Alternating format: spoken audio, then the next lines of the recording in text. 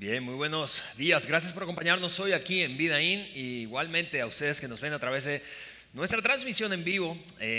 Hoy apenas a una semana del Domingo de Resurrección, iniciando en muchos países hoy vacaciones escolares, vacaciones para los niños, en algunos casos tortura para los padres.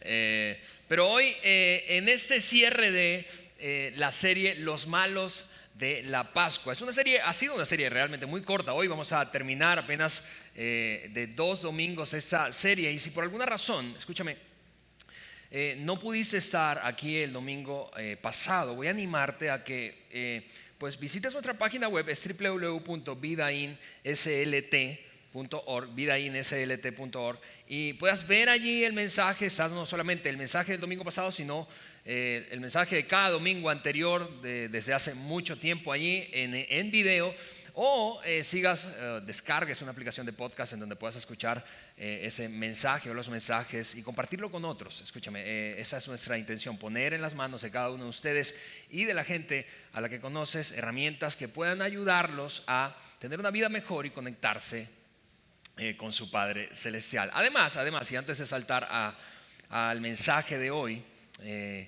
quiero anticipar que el siguiente domingo, Domingo de Resurrección, celebrado en básicamente todo el mundo, cerca de 1/3 de la población mundial se reúne o celebra sin reunirse, o recuerda sin celebrar la resurrección de Jesucristo. Y tendremos el próximo domingo aquí un programa precisamente especial alrededor de ese evento, que es el fundamento de nuestra fe. Escucha, así que voy a animarte a no perderte el próximo domingo, estar aquí junto a nosotros, y al mismo tiempo invita a alguien. Es un buen domingo. Honestamente, aquí en Vidaín creemos que es el mejor domingo del año, y no estoy exagerando respecto a eso, precisamente por el acontecimiento que celebramos. Así que no te lo pierdas el próximo domingo de Resurrección. Muy bien, ahora sí, déjame iniciar ese mensaje de la siguiente manera. Voy a hacer algo distinto. Típicamente no hago esto, pero voy a ilustrar algo que seguramente ya tú sabes o sospechas, y es el hecho de que las cosas no siempre son lo que parecen ser. Las cosas no siempre son lo que parecen ser. Seguramente has vivido experiencias que te han confirmado esa sospecha, que han confirmado esa verdad, ese hecho. Las cosas no siempre son lo que parecen ser.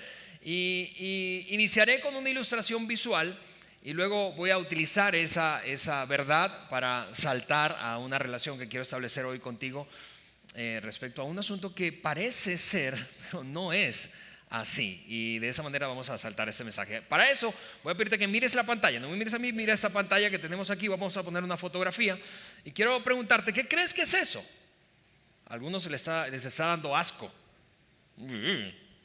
¿Qué es eso? Parece algo como de lo que tenemos en la oreja. Cerumen, no sé. ¿Qué es eso?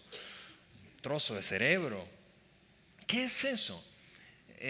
Voy a mostrarte la imagen ampliada de tal manera que puedas ver ahora sí qué es eso que está ahí en pantalla, y lo vamos a poner ahora mismo. Es un trozo de nuez.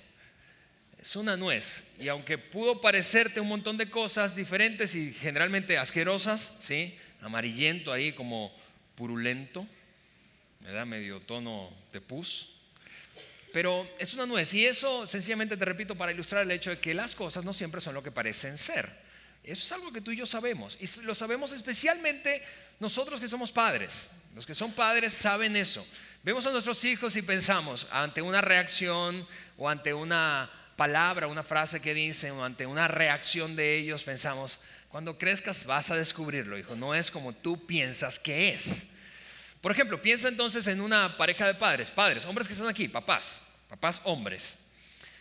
Tienes una hija adolescente y está de novia con un chico que no te gusta. No sé, sencillamente tiene algo que no te checa, y tú dices: no quiero, pero tú sabes, en esa destreza, ese arte que debemos desarrollar los padres, ¿verdad? Básicamente la meta de un padre es no pierdas el control, don't freak out, ¿verdad? No pierdas el control, no pierdas el control, no pierdas el control. Entonces no le dices nada, no te vuelves loco, no te pones demasiado intenso, porque parece que cuando eso ocurre hacen exactamente lo contrario. Pero en secreto, ahí escondido, ahí en tu corazón piensas, ¿cuándo se irá a acabar esa relación? Y un día llega tu hija y dice, ¿sabes qué, mamá, papá? Terminé con ese novio que tenía. Hay una fiesta dentro de ti. Y tú dices, si tú eres una persona religiosa, si tú eres una persona que usa lenguaje espiritual, ¿verdad? Tal vez dices, sueltas un gloria a Dios. Si no, tú dices, yes, por fin y fiesta. Básicamente en tu mente recreas, ¿verdad? Algo así como, para ponernos bíblicos, la imagen, la historia del hijo pródigo. Mi hija estaba muerta con ese infeliz y ahora regresó a casa. Pero y ella no lo logra entender. Nuestros hijos adolescentes no logran entenderlo. Pero es básicamente por esa misma verdad que te acabo de soltar. Y es, las cosas no son siempre como creemos que son. Hija, ella quizá está de luto y tú piensas, hija, eso no es un mal de que morir. Si ella no lo entiende, pero tú dices, lo vas a superar, porque las cosas no siempre son lo que parecen ser. Ahora parece que te mueres y no puedes respirar siquiera sin él, pero vas a superarlo porque las cosas no siempre son lo que parecen ser.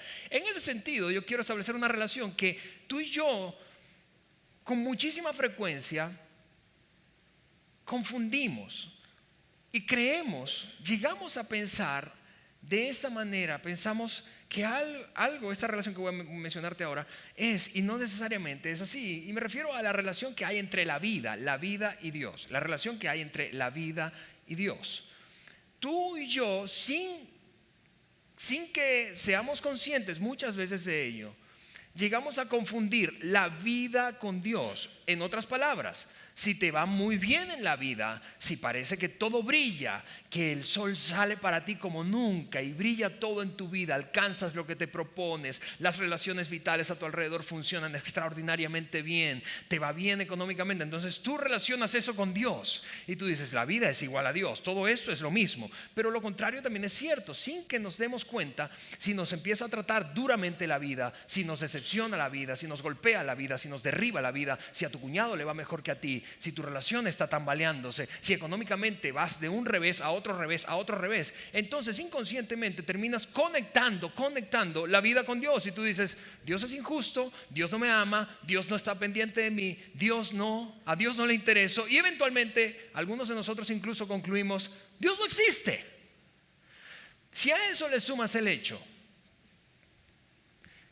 de que algunos de nosotros crecimos siendo instruidos para pensar, para creer que todo lo que concierne a la vida está conectado con Dios. En otras palabras, Dios está detrás de todo lo que ocurre en la vida. Entonces no es para nada difícil llegar a concluir, a ver, las excepciones de la vida se han convertido fácilmente en decepciones con Dios. ¿Por qué? Porque la frustración, tu frustración y mi frustración debe ser descargada en alguien, ¿no es cierto?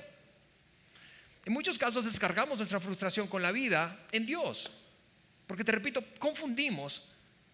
Dios es igual a la vida. Si la vida me trata mal, entonces Dios me está tratando mal.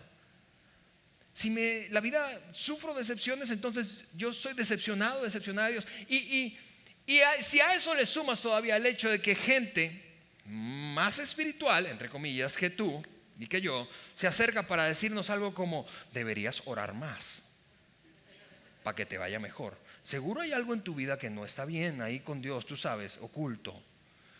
Entonces eso termina empeorando las cosas. ¿Por qué? Porque pensamos, inconscientemente, algunos de nosotros jamás diríamos eso, pero pensamos, por un tubo a Dios. Y eso, escúchame, entonces se traduce en este comportamiento concluyente en muchos casos. Si tuvieras tú la oportunidad de contarnos tu experiencia de vida, entonces, honestamente, tendríamos muchas veces que darte la razón y decir algo como, con razón te alejaste de Dios. Si te ha tratado tan mal la vida, con razón dejaste de venir a la iglesia, con razón llegaste a pensar, Dios no es real, Dios no existe, Dios al menos no es un Dios personal, al menos no está pendiente de mí, está ocupado con otros asuntos más importantes. ¿Por qué? Porque confundimos Dios y la vida. Llegamos a pensar que son lo mismo, y lo que quiero mostrarte hoy a través de la historia, que compartiré en un minuto más, de este segundo chico malo de la Pascua. Sabes, esta serie básicamente se ha tratado de escoger un par de personajes. Hemos escogido dos, ahí pudiéramos haber escogido más, pero hemos escogido dos. La semana pasada Pilato, y esta semana a otro hombre que honestamente era malvado. No sabemos mucho acerca de él. Lo único que sabemos, por ejemplo, no sabemos su nombre, no sabemos qué edad tenía, pero hemos decidido escoger a un par de chicos malos de la Pascua para extraer alguna lección principal de sus vidas. La semana pasada, te repito, fue Pilato. Escucha ese mensaje, si no lo escuchaste, está extraordinario. Y esta semana te decía, este hombre del que quiero hablarte, sabemos que era un ladrón, que estaba muy probablemente preso justo antes de que apareciera en la escena del relato histórico, que un hombre, varios de los biógrafos de Jesús, pero un hombre llamado Lucas escribió refiriéndose a ese acontecimiento donde por primera vez aparece en escena histórica este hombre. Fue condenado a muerte. Era probablemente tan malo, tan perverso, que no tuvo la oportunidad de que lo sentenciaran, no sé, con horas de servicio social, a que fuera cargado a remar en un galeón romano. Se comportó tan perversamente, era tan malo, que fue condenado a muerte. Sabemos que probablemente justo antes de eso estaba en un pozo, una cárcel, un pozo romano, y fue sacado de allí directamente a su muerte. Y su muerte, no cualquier muerte, por cierto, sino que fue llevado a ser crucificado. Lo que no sabía él es que no moriría solo, en primer lugar, moriría con otros dos hombres. No moriría solo, moriría con otros dos hombres, simultáneamente, crucificado. Y además de eso, moriría como vivió, desafiando al mundo, desafiando a todos y a todo. Y me refiero a uno de los dos ladrones que fue colgado, crucificado con Jesucristo el mismo día en que Cristo murió. Hablaremos de uno de esos dos, y en un momento más vas a descubrir de cuál de los dos hablaremos. Pero ambos tenían una actitud desafiante. Ambos eran perversos, tan perversos que fueron condenados a muerte sin ninguna oportunidad de apelar a misericordia ni a otro tipo de castigo, sino sentenciados a morir. Y vamos a extraer una lección de vida que, te repito, es para mí, lo comentaba con algunas personas antes de compartir ese mensaje, es para mí de esas confusiones más comunes, y que probablemente nos estorban más en vivir en paz y en vivir confiando en Dios, a pesar de lo que ocurra alrededor de nosotros. ¿Por qué? Porque típicamente, te repito, confundimos la vida con Dios. Así que si la vida te ha tratado mal, entonces tú estás inconsciente o conscientemente concluyendo: Dios me está tratando mal. Este pasaje que voy a leerte a continuación, la mayoría de lo que voy a leerte, fue escrito por un hombre especialmente cuidadoso. De hecho, así describe él, inicia su tratado, ese tratado en donde describió la vida biográfica de Jesucristo. Ese hombre se llamó Lucas, y él dice al inicio del tratado: fui especialmente minucioso, detallado, para no perder ninguno de los acontecimientos que transcurrieron a lo largo de la vida de Jesucristo y que yo observé. Nadie me contó, fui un testigo ocular. ¿Y por qué te digo esto? Porque esta no es una fábula bíblica, en primer lugar. Esta no es una fábula mitológica, es historia. Ni siquiera eso es meramente un libro religioso, un relato religioso. Es historia, es simplemente historia. Un hombre tomó su pluma y se propuso registrar por escrito todo lo que observaba y estaba relacionado con la vida de Jesús. Porque muchas veces pensamos, leyendo la Biblia, que sencillamente son historias o fábulas bíblicas, porque y sobre todo mientras más tiempo transcurre desde el momento en el que ocurrieron aquellos acontecimientos, pensamos: eso se ve cada vez más borroso, pasó hace tanto tiempo que ya ni siquiera sabemos si es verdad. O pensamos sencillamente es la Biblia, es lo que dice la Biblia. No. Antes de que existiera Biblia, este hombre se propuso registrar los acontecimientos que vio en orden cronológico en la vida de Jesús. Unos 200 años después, tan fiel fue este hombre al relato en términos de lo históricamente ocurrido. Tan fiel que otros autores, otras personas empezaron a copiar lo que él escribió. Y eventualmente, junto a otros autores históricos, se compiló, unos 200 años después de la muerte de Jesucristo, se compiló todo lo que hoy conocemos como el Nuevo Testamento. Y entonces decimos, es la Biblia. Pero antes de que existiera la Biblia, el relato en la pluma de Lucas es el relato histórico en la pluma de un hombre que fue extraordinariamente, te repito, minucioso, así mismo descrito por él. Y eso es lo que escribió Lucas respecto a aquel día en el que Jesucristo fue crucificado con estos dos ladrones, uno a su derecha y otro a su izquierda. Llevaron, dice este pasaje, Lucas capítulo 23, llevaron a otros dos, a los dos ladrones, ambos criminales, para ser ejecutados con Jesús. Llevaron a otros dos y eran criminales. La vida los había tratado extraordinariamente mal, seguramente por sus acciones en gran medida. Pero al mismo tiempo no es difícil pensar que en algunos casos seguro la vida los trató mal sin que ellos hubiesen hecho nada. No en vano es conocido que la inmensa mayoría de los criminales, no de aquel tiempo, históricamente y aún de hoy, se convierten en criminales porque tuvieron una infancia muy tortuosa, una infancia muy traumática. La vida los trató mal, muy mal. Y luego entonces comenzaron a desviarse y su vida se salió de control al punto de experimentar las consecuencias que experimentan, estar en el bote o en este caso en una cruz. La vida lo trató extraordinariamente mal. Y terminaron concluyendo esos dos ladrones que la vida es igual a Dios. Y que, mira, era algo curioso lo que pasaba con los crucificados. Las personas crucificadas en el imperio, durante el imperio romano, ellos, por cierto, los romanos no inventaron la crucifixión, perfeccionaron la técnica, pero no la inventaron. Pero básicamente lo que ocurría con los crucificados era que después de muertos los bajaban, era una muerte vergonzosa, abandonada, solitaria. Nadie iba allá, ningún doliente, ningún familiar a recoger el cuerpo, no se lo daban a nadie, lo bajaban los mismos soldados romanos y lo llevaban al sur de Jerusalén, en un valle conocido como el Valle de Hinón, y los lanzaban allí aventados. Básicamente era un vertedero y ahí incineraban la basura y esos cuerpos. Sí que era una muerte terriblemente vergonzosa. Y el escritor Lucas dice, esos hombres morirían así, solos, abandonados por su familia, por la gente, por su gobierno, incluso sintiéndose abandonados por Dios, porque llegaron a confundir la vida con Dios. Sigue diciendo Lucas, cuando llegaron al lugar llamado la calavera, donde iban a ser crucificados, lo crucificaron. ¿A quién? A Jesús. En este caso está hablando de Jesús. Lo crucificaron allí junto con los criminales, uno a su derecha y otro a su izquierda. Ahora, cuando tú y yo leemos, si acostumbras a leer la Biblia, probablemente cuando lees un pasaje como este, tú pasas de largo esta palabra. Es decir, lo crucificaron y tú sabes, lo van a crucificar y sigues leyendo. Pero esta palabra encierra tantos significados, tanto dolor, tanto ruido, tanta tristeza, tanta vergüenza. La palabra crucifixión encierra demasiados significados. Por eso, a pesar de la tentación de pasar rápido el texto, quise detenerme para enfatizar, escucha, lo que estaba ocurriendo allí, no solo con Jesús, sino con los dos criminales, era sumamente doloroso, sumamente vergonzoso. Muchas veces los crucificaban o semidesnudos o desnudos totalmente.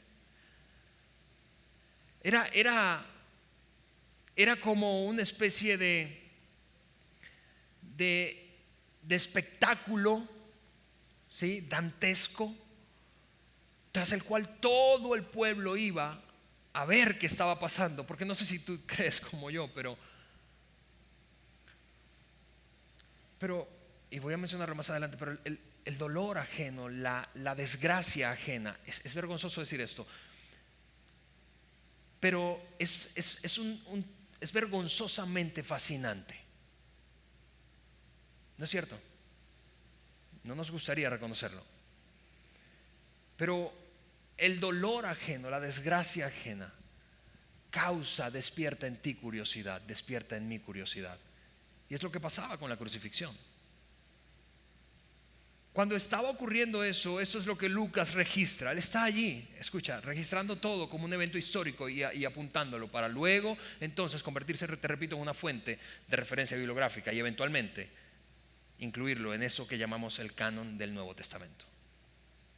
Pero eso es lo que Lucas registra. Unas palabras muy extrañas pronunciadas por Jesús, las primeras pronunciadas estando en la cruz. Eso es lo que dijo Jesús: Padre, perdónalos porque no saben lo que hacen. Ahora, seguro has escuchado estas palabras. Seguro, si creciste en cualquier entorno de la fe cristiana, es decir, no importa si fue iglesia católica, no importa si fue iglesia protestante, tú has escuchado seguramente una versión, le hemos titulado a las 7 palabras, un sermón de las 7 palabras, que en estos días precisamente se enseña mucho en muchas iglesias de trasfondo cristiano, te repito, católicas o protestantes. Sí, esa fue esa primera de las frases que pronunció Jesús estando en la cruz. Ahora, es una frase extrañísima. ¿Por qué? Porque, vamos, tú y yo no esperaríamos que un hombre que fue perseguido, traicionado y colgado y sentenciado como un criminal, no importa si fuera inocente o no, tú y yo no esperaríamos que ese hombre clamara, orara en beneficio de aquellos que lo capturaron, en beneficio de aquellos que lo estaban ejecutando.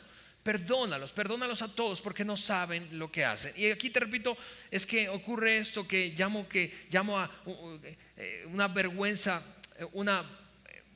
fascinante, y es que la gente empezó a aglutinarse alrededor de ese acontecimiento. 3 hombres crucificados, así que hay que ir a ver para curiosear, hay que ir a ver para burlarse, hay que ir a ver. Es como cuando ocurre un accidente. Mira, si yo podría preguntarte, y sin temor a equivocarme, yo podría asegurar que la inmensa mayoría de nosotros, secretamente, es vergonzoso, secretamente ha visto una y otra vez el video de ese auto que en el Paseo Reforma de la Ciudad de México, de marca BMW, arrolló o no arrolló, iba a casi 200 kilómetros por hora y lo capturaron algunas cámaras de seguridad. Pero más que eso, el video que otro transeúnte grabó de los cuerpos mutilados, tirados sobre el pavimento y la banqueta de Paseo Reforma. ¿Por qué? Porque la desgracia ajena es demasiado atractiva. Y eso es lo que ocurrió durante la crucifixión de Jesús y esos 2 criminales. Lucas lo relata así, dice: la multitud observaba. Como cuando hay un accidente y tú vas en tu carro y hay un accidente y tú pasas lento.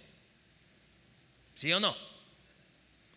Y tú pasas lento no solamente porque las autoridades están ralentizando el tráfico, no, porque tú quieres ver qué pasó. Y eso es lo que ocurría con un tipo de acto como este. La multitud se aglutinó para ver. Y no solamente la multitud se aglutinó para ver, sino que empezó a crearse un ambiente de burla. Los líderes que capturaron a Jesús, eso es lo que registra Lucas. Los líderes, vamos a colocarlo aquí, los líderes se burlaban y decían esto: salvó a otros, que se salve a sí mismo si en verdad es el Mesías de Dios, el elegido. En otras palabras, llegó el momento de tomar revancha, venganza de toda la amenaza y perjuicio que representaste para nosotros, nuestro estatus, nuestro poder, nuestro liderazgo. Porque si alguien se sentía amenazado, si un grupo se sintió amenazado con la aparición de Jesús, precisamente fueron esos líderes religiosos. Tú lo sabes, seguramente, incluso si no has leído nunca la historia bíblica del Nuevo Testamento, tú lo sabes, lo has escuchado, lo has visto en películas. Los líderes empezaron a sentirse amenazados por un hombre al que las multitudes seguían, y de las peores cosas que le puede pasar a un líder de turno es que la gente empiece a identificarse con otro líder. Es una cosa extraordinariamente amenazante y sacude los cimientos de la seguridad interna de aquellos que están ostentando el poder en ese momento. Así que los líderes parecían decir: ahora sí, ahí te queríamos ver, indefenso como un animal enjaulado. Ahora sí, atrévete a desafiarnos como lo hacías hace unos meses atrás, unas semanas atrás, un par de años atrás. Ahora sí, te tenemos donde queríamos tenerte. Pero no solamente los líderes se burlaban, sino que también los propios soldados romanos se burlaban. También los soldados se acercaron para burlarse de él y le ofrecieron vinagre, que básicamente no quiero que pienses solo en vinagre blanco, era una especie de vino malo, de mala calidad, de pésima calidad, que bebían los soldados romanos.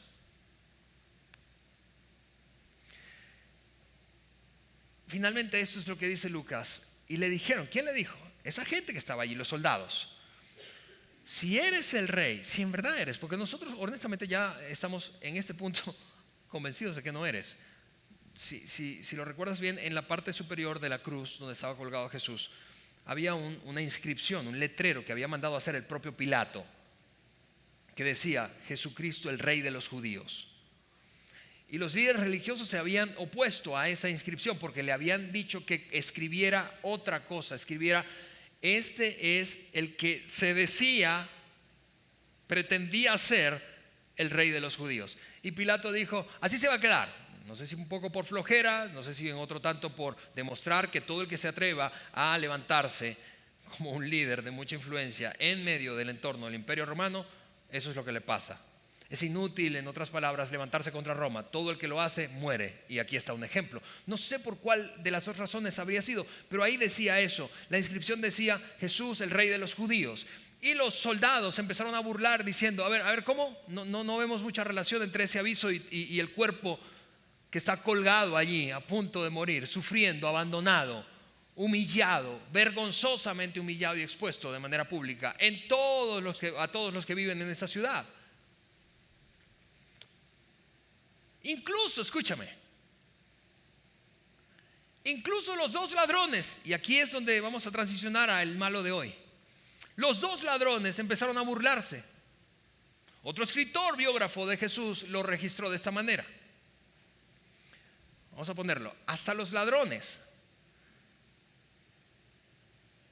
que estaban crucificados junto a él lo llenaban de insultos.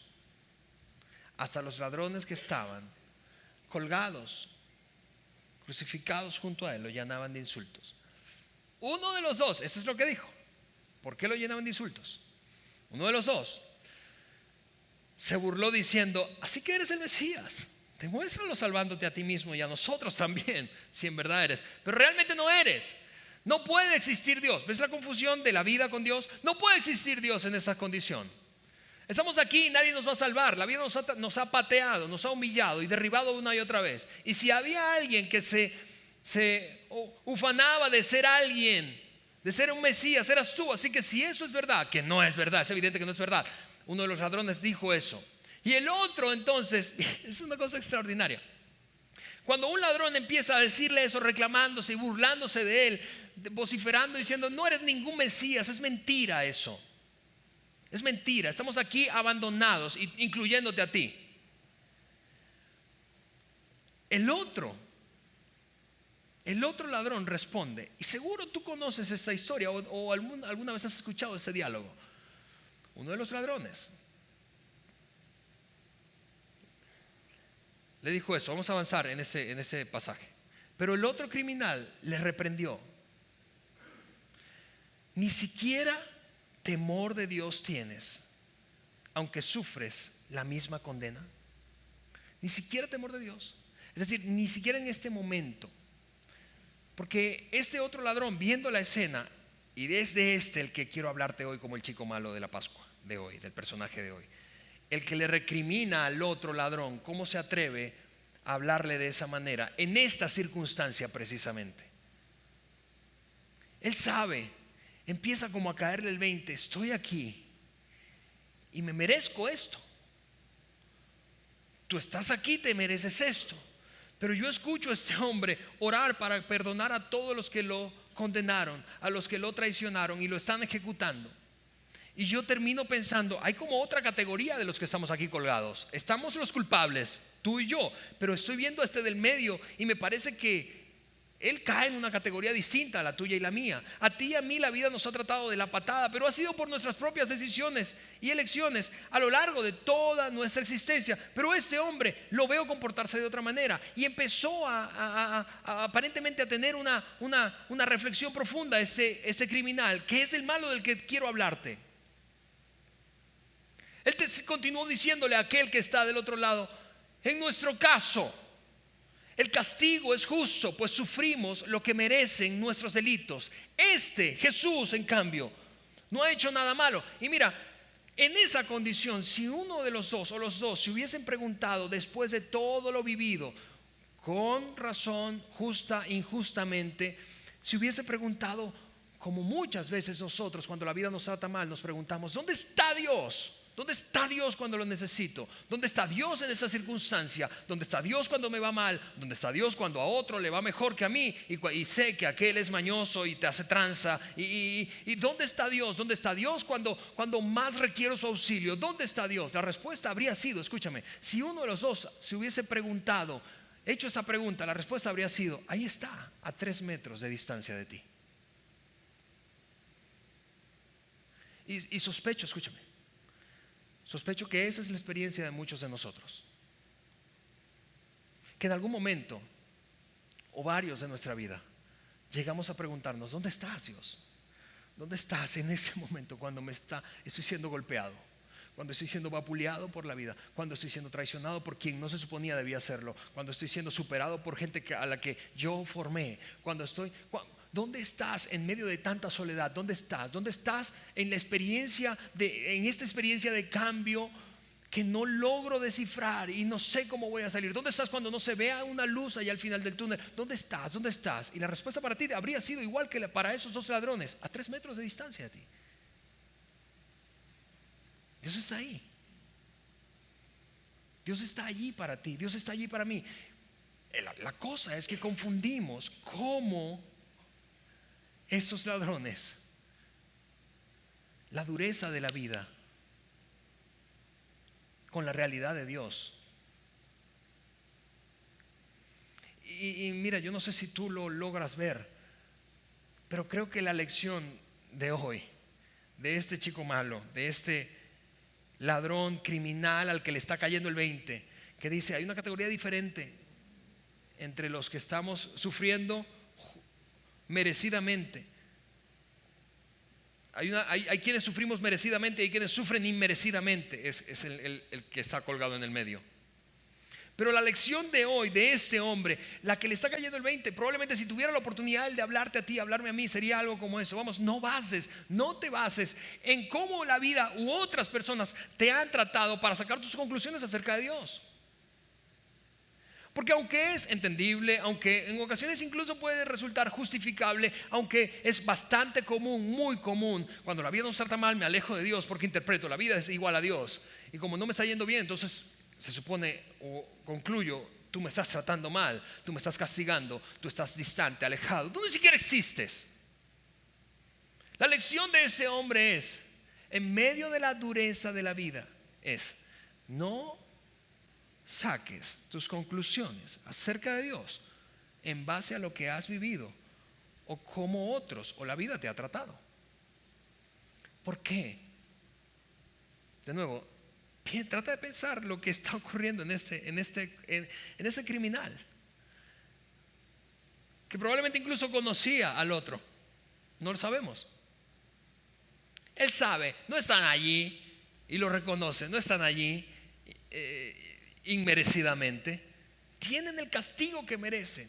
Él sabe, la vida lo ha tratado de la patada, y probablemente mientras observa el comportamiento de Jesús a lo largo de la crucifixión, eso es lo que él, y van a reparar seguramente eso es lo que él concluye: no saques tus conclusiones de Dios por cómo te ha tratado la vida. ¿Lo hemos hecho tú y yo? Yo creo que sí. ¿Y por qué? ¿Por qué es que este hombre se atreve o se atrevería a decirnos eso? Porque si un hombre inocente, míralo bien, si un hombre inocente que sufre como un hombre culpable puede mantener su fe en Dios como lo hizo Jesús, ¿cuánto más un hombre culpable que sufre por justa razón? Te repito, si un hombre inocente, Jesús, está en el medio, puede mantener su fe en Dios, puede orar en medio de su desgracia, puede orar a pesar de que no es culpable, puede decir, eso está de la patada, es un asco lo que me está pasando, pero no voy a renunciar a mi confianza en Dios, porque entiendo que Dios no es igual a la vida. Si un hombre inocente puede hacer eso, ¿cuánto más un hombre culpable que está sufriendo porque se lo merece? Y entonces, la última conversación que tiene Jesucristo antes de morir, es inaudito esto. La tiene no con una persona justa, inmaculada, el que se portó bien, el más santo, el que tiene más potencial de liderazgo. La tiene con un criminal que está a punto de fallecer a su lado, castigado por todo lo que hizo de manera justa. Y esa es la conversación. Ese hombre suelta lo que cualquiera en el lecho de su muerte diría si le queda un poquitito de fe o está retomando su fe. Jesús, acuérdate de mí cuando vengas en tu reino. ¿No es eso lo que hace un hombre o una mujer cuando está cercano a su muerte? Cuando está viendo la muerte cara a cara, apela a la fe que probablemente abandonó a lo largo de su vida porque confundió la vida con Dios. ¿No es eso lo que hace la mayoría? La mayoría de las personas que tú y yo conocemos, la mayoría de las personas duras, férreas, que vivieron con los puños cerrados porque la vida les trató muy duro, la mayoría de las personas que no reconocería que necesitan, requieren ayuda, la mayoría de las personas que dijo, me abrí paso a fuerzas, a trancas y empujones y no necesité a ningún Dios, a nadie, todo lo que logré lo hice por mí mismo. En el lecho de muerte, típicamente esta es la escena. Esa postura empieza a reblandecerse y dicen algo como este criminal, Señor, porque se dan cuenta muchas veces tarde que Dios no es igual a la vida. Y Jesús le respondió, te aseguro que hoy tú estarás conmigo en el paraíso. No porque te portaste bien, no porque hiciste méritos, no porque ahora puedes hacer una promesa del tipo, bueno, de ahora en adelante ¿cuántos minutos? De ahora en adelante sí me voy a portar bien. Porque tú y yo sabemos ese lenguaje. No, ahora sí lo voy a hacer bien. Chavos que están aquí, ahora sí mamá, ahora sí papá, mira. Ahora sí mi amor, no, de verdad, cuando estamos a punto de perder privilegios, de perder una relación, de perder sueños, cuando estamos viendo cómo se desmorona todo lo que valoramos, ahora sí, pero ese ladrón no podía hacer eso, ahora sí, ¿cuándo? ¿Qué promesa podía hacer? No le está diciendo eso Jesús por el mérito, porque ahora sí, no, lo está diciendo, escúchame, porque en Jesús tú y yo alcanzamos lo que de ninguna otra manera podemos alcanzar: gracia, amor y misericordia. La vida no puede ofrecerte eso, no puede ofrecérmelo a mí. Gracia, amor y misericordia. Eso es lo que está recibiendo este hombre allí, a punto de morir. Y entonces sigue diciendo Lucas. Recuerda, Lucas fue muy minucioso en su escrito, en el relato que escribió. Él dice, ya era la hora alrededor del mediodía, la hora sexta. Estoy con una versión que la memoricé cuando era más chavo. Ya era alrededor del mediodía y la tierra se llenó de oscuridad hasta las 3 de la tarde. La luz desapareció y de repente la cortina del santuario del templo se rasgó por la mitad y después Jesús gritó. Ahora, antes de decirte lo que gritó, solamente quiero no suponer que entiendes esto.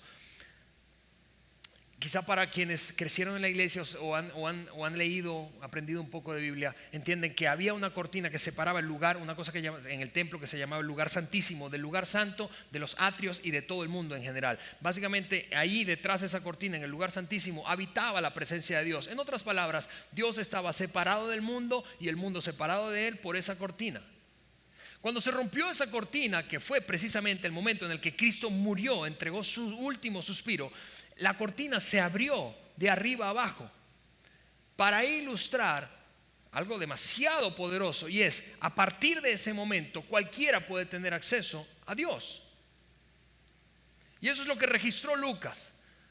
Después de decir ese acontecimiento, que su muerte produjo la ruptura de la separación que había entre Dios y el ser humano, gritó lo siguiente, y no es como lo hemos visto en muchas películas, así como Lucas dice, lo gritó. Es decir, el último aliento, el último suspiro, tomó una bocanada de aire en sus pulmones adoloridos y gritó con fuerza, porque Jesús no era un hombre débil, como muchas veces hemos creído.